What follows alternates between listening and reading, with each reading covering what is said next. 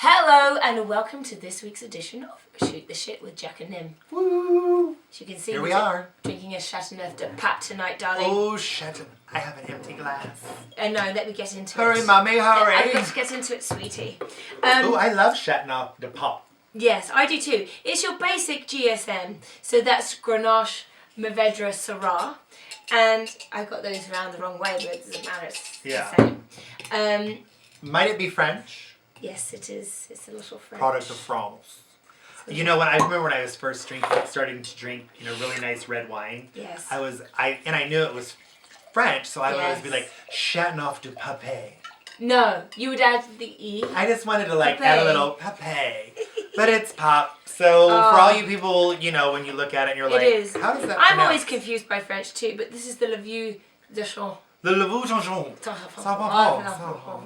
Well, the more delish. Yes, uppity you can be, the better. I agree. Cheers, guys.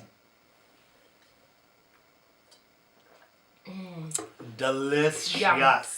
Just need some chocolate. Ooh, chocolate would be nice. I know. So what's happening, Jackie? Well, I think in shit that's happening, we're going to talk about the story. Robert Downey Jr. was just recently doing publicity for his new film, The Avengers. The Avengers, yes. And so he's there to do press for the film. He's contracted to do that as an actor, a lead, whatever.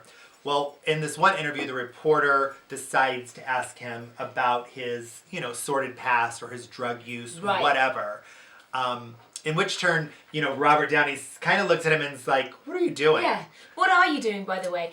P.S. That was 10, 15 years ago. Exactly. And yeah, it was a bit crazy, but, Google it. You could have done your research yourself. What are you trying to get out of the man? Right. What are you trying to get? It was a cheap shot. It's a cheap shot. Definitely a cheap shot. Like he's going to say, well, actually, and tell him some sordid secret. Exactly. I'm with him. Or maybe he was looking for a reaction, which I love the reaction, which he was kind of like, what are you doing?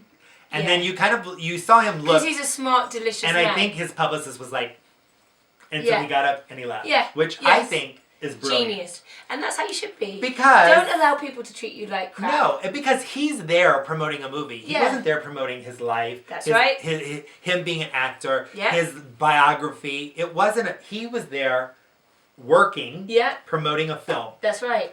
And then for so you don't get to ask him those questions. Exactly. You can ask me questions about how it was to work with the actors. Right. How was the location? How's the movie? How did you bring the character to life? Yeah, those things. That is a cheap shot. It's like when when Brad and Angelina had their little love tryst when he was still somewhat engaged. Married to Jennifer.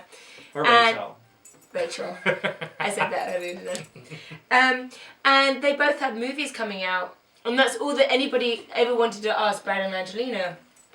But that was the thing. You could not talk about this. But then it's so long ago that there's no way that they would say don't bring up this because it's a non-starter. Right, why would they say that? Yeah. And again, like you said, you can Google it. Google if you need to know, Google it. Seriously. Kind of silly. But but I think there are some people who probably think like, oh, well, you're an actor. It's fair game. You know what? But no. That's bullshit. Your private life is your private life. Stop it. Absolutely. And unless you're the Kardashians. But, there's always the exception to the rule. Yeah. But moving on to, shit that's posted, sorry. Posted, yeah. I do love these. I don't know whether you know about them so much, but a lot of celebrities do these conventions where they do autograph signing. And with musicians, they're called meet and greets. And the radio stations, they give them away, etc. Yeah. And so some celebrities have a no-touch policy. The ones that need to get over themselves because they think they're so amazing. Way too fabulous. And others are just cool, regular people. And I just love these. It's so funny because there's all of these different photographs of meet and greets with Avril Lavigne. And we'll post these. And then the complete opposite, Rihanna. Yeah. And what you see is that in I guess Avril allegedly has a no-touch policy. No touch. Well, you can tell. So, yeah. So, I mean, you can't even touch her elbow. No, and all the pictures are awkward. They're always awkward. The person's kind of I'm so excited to meet my favorite musician in the world, but I'm so scared I'm going to touch you and then I'm going to get like thrown out or beat up or, you know, and then there's like Rihanna. Rihanna's going... Yeah, she's like grabbing them. She's in these like great poses. And like giving the fans like the ultimate experience. Yeah, and then she actually made them feel comfortable. Yeah. And I'm somewhat embarrassed, but not really because of the person. But I did a meet and greet with the Go-Go's because I love the Go-Go's. Do you like the redhead one? What's her name? Belinda. She used to be blonde, but now did? she's red. Yeah. Oh. He knows but those things. yeah, ask and I will tell. Okay. Anything Belinda, anything the Go-Go's. Okay. But anyway, I did it, and I recall how uncomfortable it was. Yeah. They made it fun. Thank goodness. Yeah. Because it is this kind of weird, like you're in this cattle call, and then you're like, I'm here because I'm a little crazy, right? And I need to meet you or whatever it might be. So I know it's awkward, and then for someone to make it even more awkward. Yeah. And these people are what make you successful. Well, you know, Avril Lavigne looks just awkward anyway. Yeah. She's just one of those awkward people. Mm-hmm. Not comfortable. Well, there's some funny photos that I'm gonna post. Yes, we will. Check them out. Yes. And let's get on to our favorite topic. Oh my gosh, it's pissing us off. What is pissing us off, Jackie O? Well, solicitation. Oh. It should be a song. It should something. be. But Solicitors. Solicitors. For anything, you know, you go to Trader Joe's. I don't know what it is about Trader Joe's. I don't know if it's the same with Trader Joe's in your area. They must have a please solicitate policy. There's a walkway. Several. You got to do the walk of shame through them. You know, it's like, you know, there's the homeless shelter, women's shelter. Then you've got somebody soliciting for some political thing, and then you've got the homeless. It's like, oh my god. They're like, I'm just trying to get my groceries to the car. Yes, and it's okay. That you might think what a selfish cunt. I get you. I would think that if I was just said that something, all these homeless people. But no, don't get it wrong. It's every day. It's like, when I first got to LA, I was like, oh my god. Right. Oh, and I was caring. Right. Here you go. And it's like, now I'm completely. But it literally is everywhere. And to top it off, when you're in the grocery store, when you're paying, the little keypad says, would you like to donate to such and such? Yes. Okay, I'm literally in the grocery store probably 3 or 4 times a week, right? It happened at Petco yesterday. Right. Would you like to donate? Grocery store, it's always something.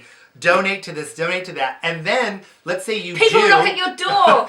Say you do, then you gotta go outside and be accosted by 5 people. 5 people on at something. least. Yeah. And then you get home, and then they're, would you like to... It's constant. And constant solicitation. And you never really do know if, especially because it's such overload here, you never know if it's true, if what they're saying they're giving to you is correct. So you do end up taking that kind of stance of no. You give them the, not even the... that's the thing. You're not even nice. You start nice. off nice. You're like, oh my god. First of all, you start off giving the money. And then you're like, oh, you know what, not today, I kind of gave the other day. And then you're like, no, thank you, but God bless you. Right, and then you feel a little bad. You feel bad, and at the end of it, you're just like, no. Don't ask me again. Just leave me alone. Leave me alone. And then you go home and have a glass of wine. Yeah. I don't know, how do you guys feel about it? Are we just horrible? We're not horrible. It's just reality. Stop asking us. Jeez, Louise. Do you know what I'm saying? I know. Anyway, cheers guys. Love See you it. next week.